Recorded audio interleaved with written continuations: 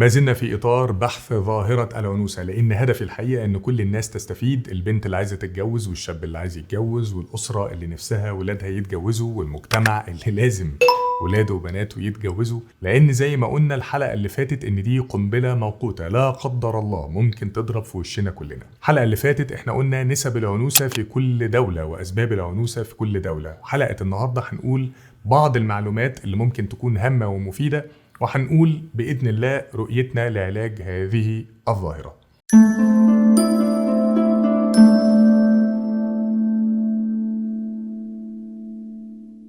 السلام عليكم ورحمة الله وبركاته. أنا محمد البنا الأخصائي النفسي، ودي قناة محمد البنا لمناقشة ودراسة وعلاج المشكلات الفردية والجماعية النفسية والسلوكية في المجتمع العربي. أهلا بيكم. اسمحوا لي أبدأ في بداية الحلقة بمؤشر مهم نقدر بيه نفهم الشبح اللي احنا بنتعامل معاه. العنوسة بتزيد وعدد السكان بيزيدوا وعدد المتزوجين بيقلوا، وهضرب لحضراتكم مثل بجمهورية مصر العربية. لحد سنة 2015 عدد الشباب والبنات اللي كانوا بيتجوزوا تقريبا كان حوالي 1,000,000 شاب وشابة حتى نهاية 2015. دي إحصائيات جهاز التعبئة والإحصاء المصري في 2015. نزل رقم المتزوجين بعد ما كان 1,000,000 لحوالي 800,000 في السنة، يعني نزلنا حوالي 20%. طيب عندنا مشكلة إن إحنا في المقابل الزيادة السكانية اللي بتحصل في مصر حوالي 1,500,000 نسمة في السنة، مع حساب بقى عدد الوفيات وعدد المواليد والقصة دي كلها، فإحنا تقريبا بنزيد حوالي 13 مليون نسمة كل 10 سنين. فالقصة كلها دلوقتي بقت يعني مش ماشية بالشكل الطبيعي اللي المجتمع المفروض ان هو يتقبله. عشان كده انا دايما بقول ان هي واحدة من القنابل الاجتماعية اللي هتنفجر في وش الجميع. طبعا ليها علاقة بشكل مباشر بالانحرافات الجنسية، ليها علاقة بشكل مباشر بمعدلات الجريمة، ليها علاقة بشكل مباشر بالاضطرابات النفسية. من أسبابها عندنا حاجة زي ثقافة المجتمع المتأثرة بشكل كبير جدا بالإعلام المحلي والترويج لشعار المرأة القوية المستقلة. فكرة انت تقدري تعيشي لوحدك، فكرة ان انت مش محتاجة راجل، فكرة ان انت احسن من الراجل، فكرة ان انت النهاردة بعض الناس بتتكلم عن الفكرة دي، اعملي تجميد للبويضات. يعني انت لو عايزة من الزواج ان انت تخلفي ومش فارق معاكي موضوع الراجل، بسهولة جدا انت تقدري تعملي تجميد للبويضات، بحيث ان انت بعد سن 40 او 45 اشتغلتي واستقريتي وبقيتي مديرة شركة او مديرة بنك، طلعي بقى البويضات بتاعتك من البنك وتقدري حضرتك تخلفي حتة العيل اللي نفسك فيه. ده تفكير النهاردة موجود عند كتير من السيدات، وكتير من البرامج للأسف بتروج ليه. طبعا ده أبعد ما يكون عن قدسية الزواج. يعني ما ينفعش ان انا اتجوز واحد لمجرد ان انا اخد منه الحيوان المنوي وانا البويضة ويبقى فيه رحم صناعي وان احنا نخلص الموضوع. الموضوع مش مجرد عيال وخلاص، الموضوع فيه قدسية، الموضوع فيه حب وفي عشرة وفي يعني حالة نفسية واجتماعية لازم الإنسان يوصل ليها بالزواج. بمناسبة الشباب كمان الحقيقة ما أقدرش أن أنا أستثنيهم من المشكلة. نظرتهم للزواج أصبحت سطحية جدا جدا. فكرة تأسيس الأسرة وفكرة أنه هو يتحمل مسؤولية زوجة ويتحمل مسؤولية أولاد، وفكرة أن يبقى فيه حد موجود في حياته يعني بيحمله قدر من المسؤوليات، بقت فكرة مش مقبولة ومش محببة لكتير من الشباب. الحقيقة مرة واحدة ست قالت كلمة قدامي عجبتني قوي، قالت لي الزواج ده للرجالة، وفعلا الزواج ده للرجالة بس، أما الذكور هم غير مؤهلين للزواج. تعالوا بقى ندخل في الفقرة بتاعة المقترحات اللي بيها بنقدر نحاول نعالج ونحل مشكلة العنوسة وظاهرة العنوسة. رقم واحد طبعا تيجي على رأس قائمة المشاكل ودي يجي على رأس قائمة الحلول هي المهور. المهور واحدة من الحاجات اللي عاملة مشاكل كتير. طلبات أولياء الأمور لازم تكون أكثر تواضعا شوية. النبي عليه الصلاة والسلام قال أقلهن مؤونة أكثرهن بركة، ودي مسألة في ناس كتير يعني بتعمل عكسها للأسف.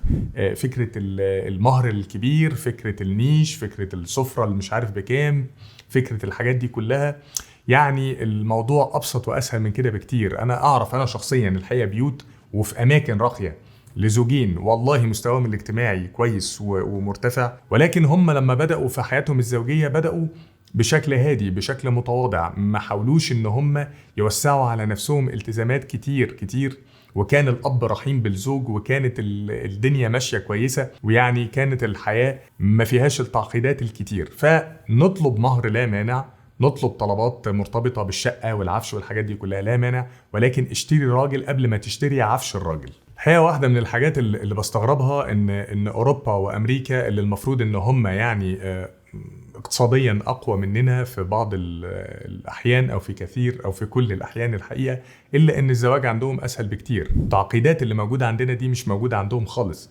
يعني النهارده كمان واحده من الحاجات اللي بقت يعني تخوفنا كمجتمع عربي هي فكره لجوء الشاب العربي للزواج من اجنبيه. هو شايف ان الزواج من الاجنبيه بقى اسهل بكتير، الطلبات اقل بكتير، مفيش حاجه اسمها مهر، مفيش حاجه اسمها شقه تمليك، مفيش حاجه اسمها عفش، مفيش حاجه اسمها 1500 ملايه و200 مليون فوطه والحاجات الكتير اللي احنا بنقعد نتكلم فيها دي، النيش اللي انا بكرهه انا شخصيا، كل ده مش موجود. فالنهارده بقى في شباب كتير كتير بتلجأ للزواج من اجنبيات، ناخد بالنا. نقطه رقم 2 هي اخطب لبنتك ولا تخطبش لابنك. انا بتفق تماما مع المثل ده. مفيش مانع ابدا اني ادور لبنتي على عريس مناسب، مفيش مانع ابدا اني اروح لشاب انا شايف ان في المواصفات الجيده للراجل ولزوج المستقبل، وان انا اقول له تعالى شوف بنتي واقعد معاها واتكلم معاها، وحصل نصيب خير، ما حصلش نصيب خير. دي حاجه يعني متاحه ليك وليها، والمساله في الاول وفي الاخر بتعتمد على القبول والرفض، بتعتمد على الارتياح. فلا مانع ان احنا نحط ولادنا وبناتنا قدام بعض وربنا يقدم اللي فيه الخير. والحقيقة يمكن السابقين لينا كانوا فاهمين المفهوم ده وما كانش عندهم أي حرج خالص. يعني بناتنا ما ظنش إن هم أغلى من بنات سيدنا عمر بن الخطاب لما راح يعرضهم على أبو بكر، لأن هم شايفين أبو بكر أو عثمان، يعني هم كانوا شايفين يعني إيه إن أنت تروح لحد محترم وإن أنت تقول له تعالى شوف بنتي، ويمكن لو هي كانت مناسبة ليك اتجوزها. فلا مانع أبدا، ما فيهاش أي قلة كرامة زي ما بينظر ليها البعض. الموضوع مقبول جدا جدا. النصيحة رقم 3 مرتبطة بفكرة الدراسة والعمل، فكرة الاهتمام الكتير من البنات النهاردة بتقولك دراستي، ماجستيري، دكتوراهي، الحاجات اللي بنتكلم فيها دي. هم مش ضدين الزواج والدراسة او الزواج والعمل، هم مش ضدين عشان نحطهم يدي. احنا نقدر ان احنا نعمل الاتنين، ونقدر ان احنا نكون ملتزمين بالاتنين. واكم من سيدات مصريات وغير مصريات قدروا ان هم يعملوا توفيق ما بين الحاجتين، وحياتهم الزوجية كانت سعيدة، ولعبوا دور الامومة بكفاءة ولعبوا دور الزواج بكفاءة. فبلاش ان احنا يعني نحط يدي فنأجل ونلغي في بعض الأحيان. نقطة رقم 4 هي نصيحة نبوية، هي مش مني أنا شخصيا. الحقيقة النبي عليه الصلاة والسلام يعني قال شعار نبوي نقدر كلنا نستفيد بيه كمجتمع. قال 3 لا تؤخرها: الصلاة إذا أتت، والجنازة إذا حضرت، والأيم إذا وجدت لها كفءا. الثالثة الأخيرة وجدت لها كفءا اللي احنا كنا بنتكلم عليها من شوية. لا مانع إني لما أشوف لبنتي الشخص المناسب والرجل المناسب كفءا. 5 موجهة للبنات أكتر الحقيقة، يعني هقول ساعدونا، تعالوا نقفل الحرام فهنلاقي الحلال بيتفتح بشكل اوتوماتيكي لوحده. بمعنى ايه؟ بمعنى ان النهارده فكره العلاقات واللاف ستوري وان انا احب وان انا اتحب والبوي فريند والجيرل فريند والحاجات دي كلها، هذه العلاقات لا تؤدي باي شكل من الاشكال الى الزواج السليم الصحيح.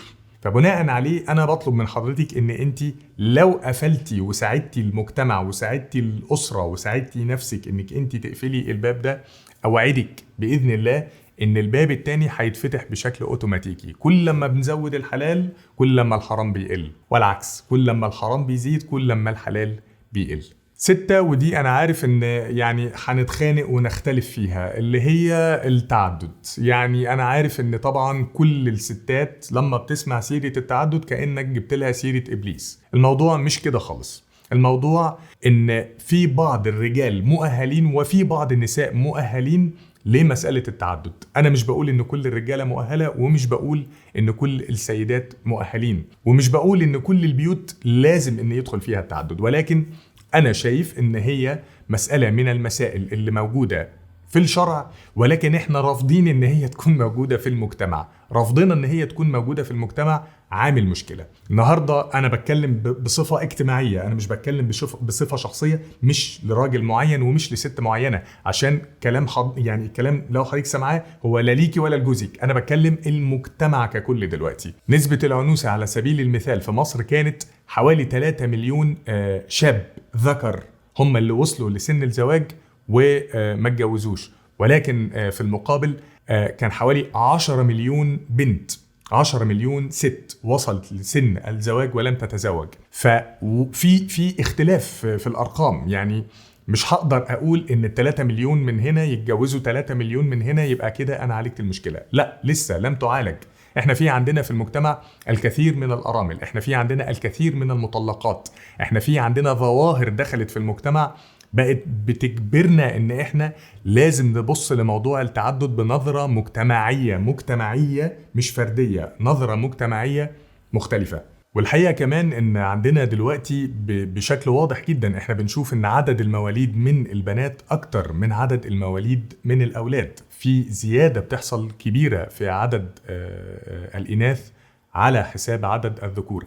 احنا بنشوف ان عدد الوفيات من الذكور ممكن بتكون اعلى، يعني في اسباب كتير بتخلي ان الوفيات بتكون اعلى. في وقت من الاوقات في الحرب العالميه الثانيه ما كانش فيه رجاله موجوده في اوروبا. الحرب العالميه الاولى خلصت على الرجاله في اوروبا. معروف ان الرجاله بتفنى في الحروب، بتفنى في المناجم. حتى في فيروس كورونا احنا شفنا ان عدد الوفيات من الذكور اكتر من الاناث، لان في نظريه بتقول ان مقاومه جسم الستات للفيروسات وللبكتيريا افضل واعلى من مقاومه اجسام الرجاله للموضوع ده. فالقصه الحقيقه ليها ابعاد كتير كتير كتير. وافتكر حضرتك لو انت اب او لو انت ام او لو انت زوجه ان في ليكي اخت تانية او بنت مش هتتجوز. يعني لو احنا فضلنا بنرفض الموضوع احنا شخصيا هنكون متضررين منه، لان الضرر ده هيجي في بنتي او هيجي في اختي او هيجي في حد يهمني ان يكون يحصل على زوج ويحصل على سعادة زوجية بشكل محترم نقدر ان احنا نعمله لو احنا سهلنا الموضوع. على فكرة من 50 سنة بالضبط كان الموضوع متاح جدا وكان موجود في كل المجتمعات العربية والإسلامية، وكان في كثير من العائلات تلاقي الراجل متجوز 1 و2 و3 و4 يبقى تاجر او حتى موظف وبيقدر ان هو يفتح اكتر من بيت. ومش بتكلم على الجزء المادي اللي في الموضوع، لان مش ده الجزء الاكبر ولا ده الجزء الاول اللي بيقف حائل ما بيننا وما بين الموضوع. لا، لكن احساسنا بان الراجل هيقصر في بيت من البيوت، هيقصر عاطفيا او هيقصر نفسيا او هيقصر في تحمله للمسؤوليات، هو ده اللي بيقف حائل دايما ضد الفكرة دي. لكن الحقيقة ان لو دربنا رجالتنا ان هي تكون محترمة، ولو دربنا رجالتنا ان هم يكونوا ازواج صالحين وزوجاتنا زوجات صالحات، احنا هنشوف شكل تاني خالص من المجتمع. رقم 7 الحقيقة هي مرتبطة بالأدوار اللي لازم كل واحد يلعبها. يعني الحكومة لازم إن هي تلعب دور إن هي تضع قوانين صارمة بفكرة الزواج والطلاق والمهور. وعندنا محكمة دلوقتي، محكمة متخصصة اسمها محكمة الأسرة، تقدر إن هي تتدخل في وضع قوانين، أو يعني عندنا مجلس الشعب يقدر يتدخل في القوانين اللي بتعالج المشكلة دي بالشكل القانوني. على فكرة في دولة اسمها إريتريا في يوم من الأيام وضعت قانون إجباري إن الراجل لازم يتجوز 2، وإن الزوجة الأولى لو منعته إنه يتزوج من زوجة تانية تحبس بقوة القانون، لأن هم دلوقتي كانوا بيبصوا للموضوع إن دي ظاهرة اجتماعية، ظاهرة العنوسة، هم وضعوا القانون ده عشان يعالجها. هل ممكن إن احنا نطبق ده في دولة عربية؟ في أريتريا أصبح الرجال مجبرين تحت طائلة القانون على الزواج من أكثر من امرأة، وذلك في محاولة للقضاء على ظاهرة العنوسة المتفاقمة بسبب قلة عدد الرجال مقارنة بعدد النساء في البلاد، فضلا عن تأثير الحروب التي ساهمت في انخفاض عدد الرجال في المجتمع. وتتكفل السلطات بمصاريف الزواج والسكن. الشركات الكبيرة اللي بتخصص ميزانيات كبيرة للدعاية والإعلان، وفي بعض الأحيان بتكون للأعمال الخيرية، لا مانع أبدا إن هم يساعدوا في الموضوع ده، لا مانع إن هم يعملوا زي قروض حسنة لبعض الشباب والبنات لمساعدتهم على الزواج. ايه المانع ان بعض البنوك توفر نفس الفكرة، فكرة القروض، تساعد زي ما بنعمل قروض للعربيات، زي ما بنعمل قروض للشركات. الزواج لا يقل أهمية بل يزيد. طبعا الجمعيات الخيرية المجتمع المدني ومؤسسات المجتمع المدني لازم هي كمان تساعد على الموضوع. جزاكم الله خير، بتعملوا حاجات كتير خير مرتبطة بالإطعام، مرتبطة بالإسكان، مرتبطة بالكساء، مرتبطة بالحاجات دي كلها، ولكن الزواج ثم الزواج ثم الزواج. واخيرا وليس اخرا، نفسي نبطل النغمه بتاعت انت قويه يا ستي، انت على راسنا من فوق وقويه، واحنا عارفين والله، واحنا نتمنى لك ان انت تكوني قويه. لو حد جه قال لي اختك ضعيفه او بنتك ضعيفه، دي حاجه اكيد تضايقني، ما تعجبنيش. يعني القوه شيء والنديه شيء تاني، لان النهارده في شحن كبير جدا جدا دخل دماغ ودخل نفوس وعقول البنات بشكل كبير جدا، لدرجه ان احنا هنندم يوم لا ينفع فيه الندم. بأكد دايما اني والله ثم والله انا مش قصدي خالص اني اضايق اي حد، ولا اني اهاجم اي حد، ولا اني انازع اي حد في فكرته، مش ده المقصود خالص. ولكن من حقي ان يكون ليا رؤية معينة لعلاج المشكلة. ممكن تتفق معايا في الرؤية، ممكن تختلف معايا في الرؤية، ممكن تتفق معايا في جزء منها وتختلف في جزء منها، لا مانع. تعالى انا وحضرتك نحط ايدينا في ايدين بعض عشان نحاول نعالج واحدة من اكبر المشكلات اللي هي في حد ذاتها مشكلة، واللي في بعض الاحيان بتؤدي الى مشاكل زي ما قلنا من شوية، اقتصادية وسياسية ودينية وجنسية واجتماعية ونفسية وسلوكية. انا ما اقدرش ان انا استبعد ولا واحدة من السبع حاجات اللي انا قلتهم في الاخر دول من المشكلة الاساسية اللي هي مشكلة الزواج.